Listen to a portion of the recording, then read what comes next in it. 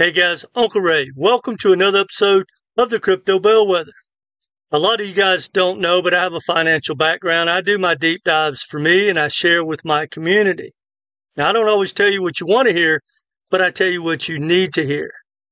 90% of people lose money that trade and invest in crypto, and we want to change that. And it's videos like this that really help you understand the big picture, because there is probably 90% of just misinformation and flat out lies and spin. It's like watching CNN.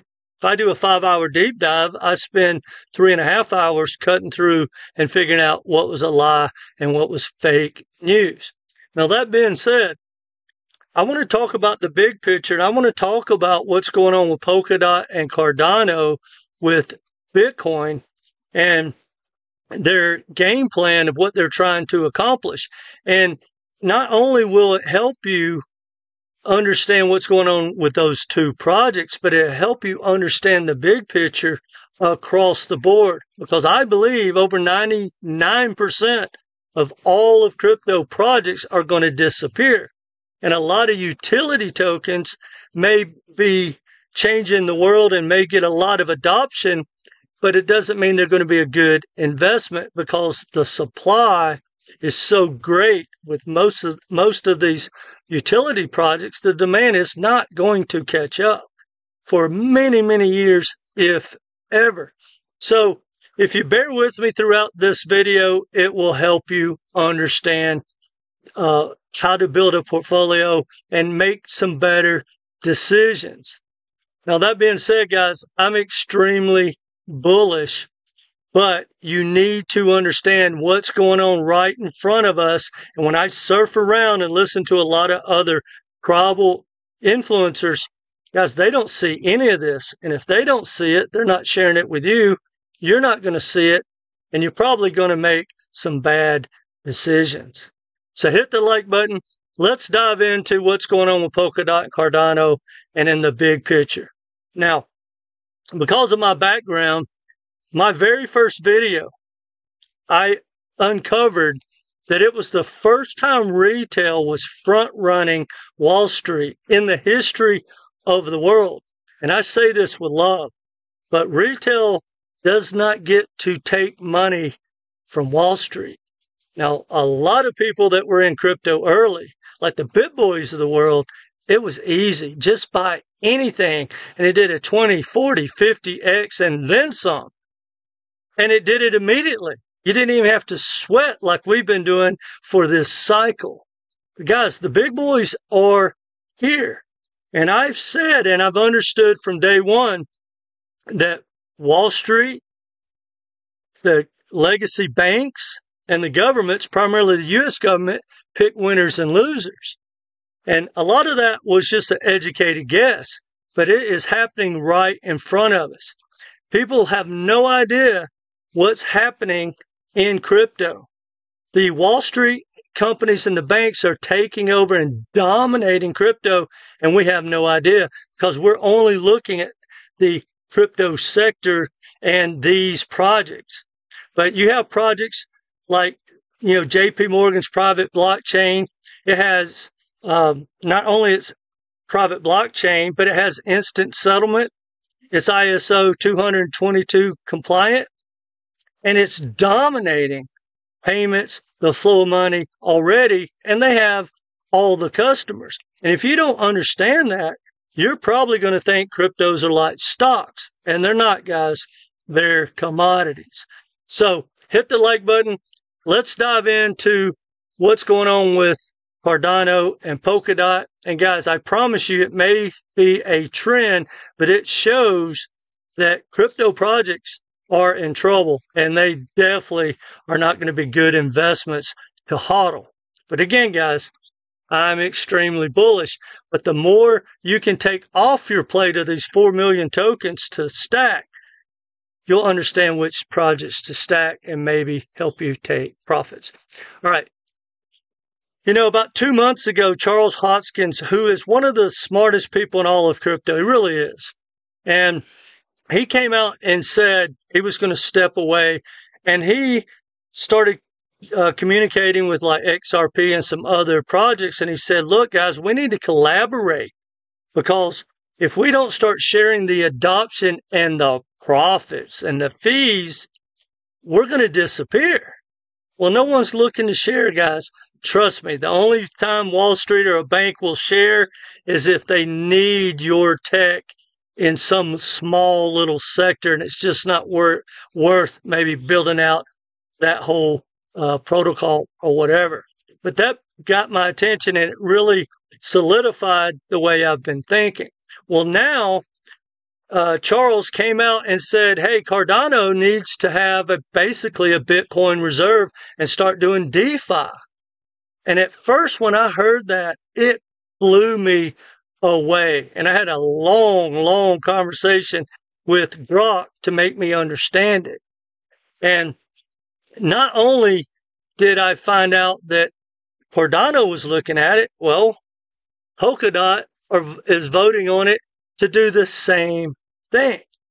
So I'm going to walk you through what Grok told me, and then we'll take a look at the charts, and hopefully I'll give you some alpha that will help you build out your portfolio and get a game plan. If you don't have one, guys, stay till the end and we'll talk about how I might be able to help you. Now, long story short, to simplify it, basically what they want to do is use the dominance of Bitcoin, which, look, guys, Bitcoin dominance is not going to go down. We are not anywhere close to altcoin season, right? But basically, what they're wanting to do is put it on their books to do DeFi and use that liquidity to help, fund transactions and everything on both of those blockchains. But to me, if I want to buy Bitcoin, I don't need either one of those projects. And if I want to stake Bitcoin, I don't need either one of those projects. And if I was going to stake my Bitcoin, I would probably do it through the ETF, or definitely a project that is part of the Bitcoin ecosystem. And at first I thought it was totally negative, but Grok said, it's not totally negative, but it may show the stress a little bit, and it may work. Now let's think about something. When we talk about the dominance of Bitcoin, Michael Saylor started that with Wall Street, and I knew it would be a trend. Michael Saylor started doing it. A year or so later, another company. Now there's over 100 companies around the world and on Wall Street doing what Michael Saylor is doing in some way, shape, or form. Well, now it's flowing over to save crypto projects that can't make it. Now, good news, bad news. If it does work, we'll probably see all the projects start to do it, or a lot of them, right? Because they can't make it and they need that income. I only invest with projects that have the highest probability for whatever reason. I only invest bull run to bull run. But you got projects like Cosmos with an SDK technology. Guys, that is some of the best tech in the world. But one thing that people have to understand in crypto is best tech doesn't mean anything. And if Coinbase showed us anything, that's the future. Because, guys, no matter what people tell you, all these new projects and new companies and new foundations that people tell you are going to take over the world and take over banking, they just don't understand the big picture at all. Because, guys, this tech is just software and code, and it's open source. Look what Coinbase did to OP Stack. They basically cloned the OP Stack, right, the OP token, and created Base, took the token away. All the money's going to flow into Coinbase. That's the future. That's what Wall Street's going to do to almost every project. Well, OP doesn't have a future as a good investment. Now, you may be able to swing trade it or something like that, but it's going to die on the vine. And if it sticks around, which I believe a lot of utility tokens like HBAR and Algorand and XLM and XRP can stick around. But I think if we fast forward and they're 10 years from now, if they're still around, they're just going to be the mechanism to make companies and foundations money, because they don't make money, right? None of those tokens, none of those blockchains make any money to even support themselves. But by using them to create other services like Ripple does, Ripple makes an immense amount of money that doesn't flow back into the XRP holders, right? And that's the same with HBAR, Algorand, or whatever. They don't make enough money to support themselves, but the companies and the developers and the founders behind it are getting nasty rich, like on the Forbes list, rich. And you need to understand that. So, when I look at, for instance, Polkadot's chart, it reminds me that 90% of all tokens ever created don't hit a new all-time high in its second bull run. And only two, it's really one, because one was kind of a rogue pull, never hit a new all-time high in its third bull run that didn't in its second. Well, I think Polkadot is definitely going to be one of those projects, just like HBAR and Algorand and XLM, are not going to hit a new all-time high in this bull run.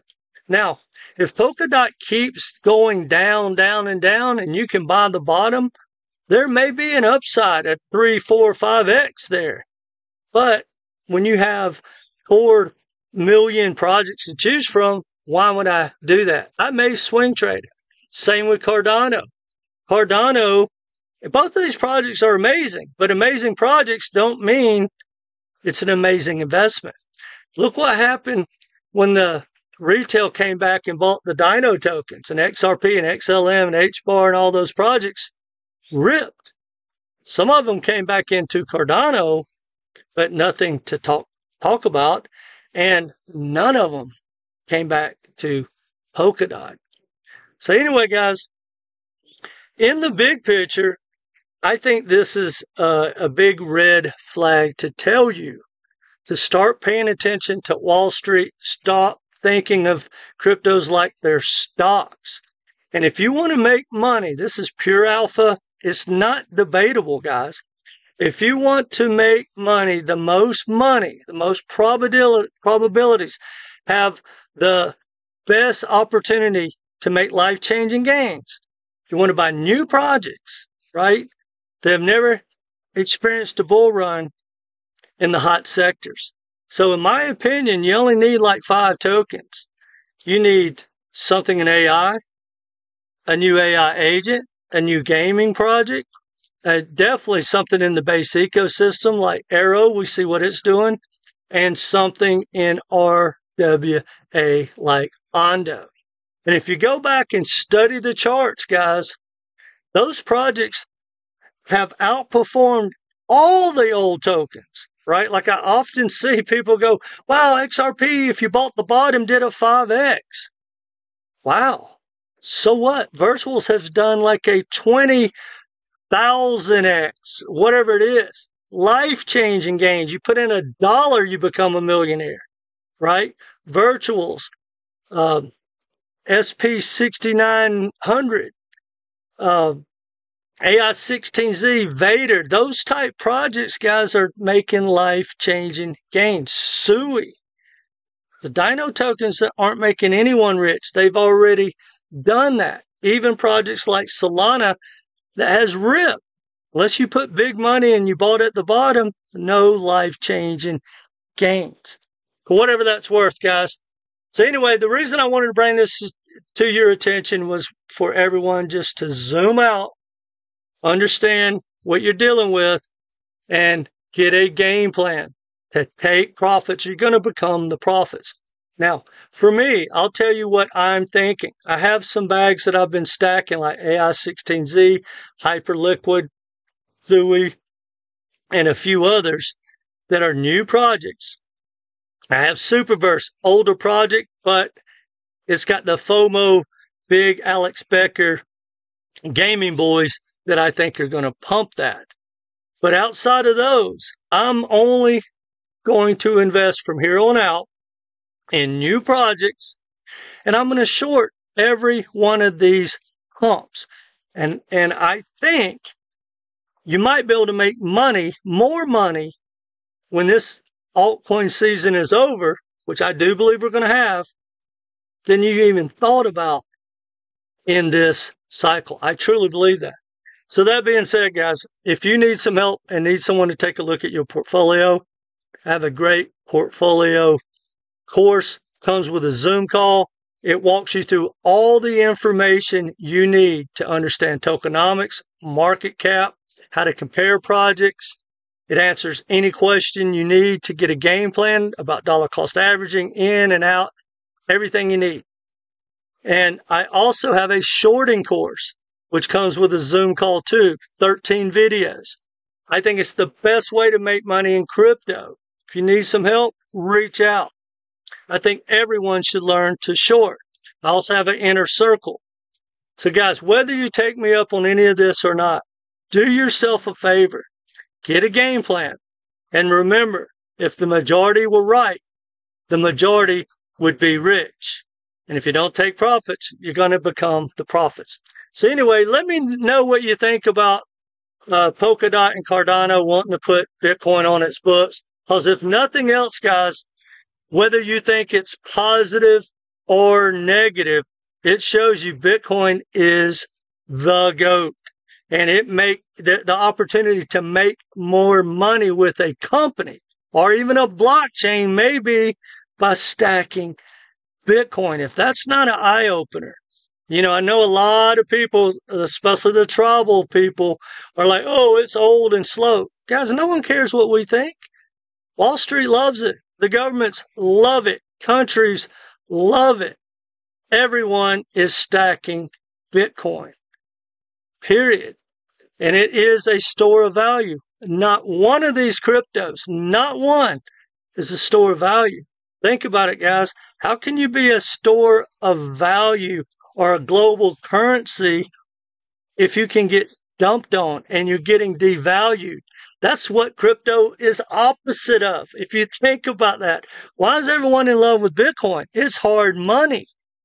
We put $100,000 in the bank, you're losing like 14% a year because you're getting dumped on, basically.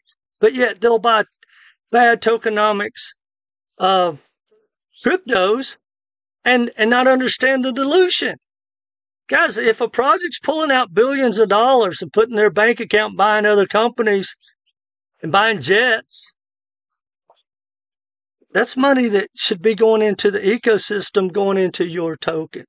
Tokenomics matter. Anyway, guys, didn't mean to get on my rant. Let me know what you think. Hit the like button. Come back and be part of this community. And I know it sounds a little negative, but guys, the more companies you can eliminate, the better your choices. Compare these projects for the probabilities. Take care, guys.